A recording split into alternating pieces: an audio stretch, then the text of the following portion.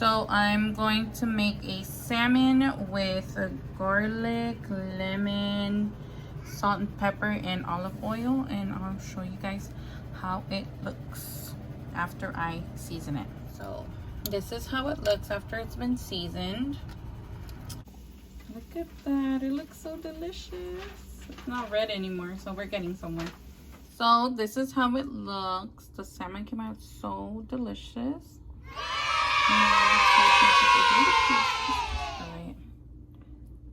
It's hot though. It's hot.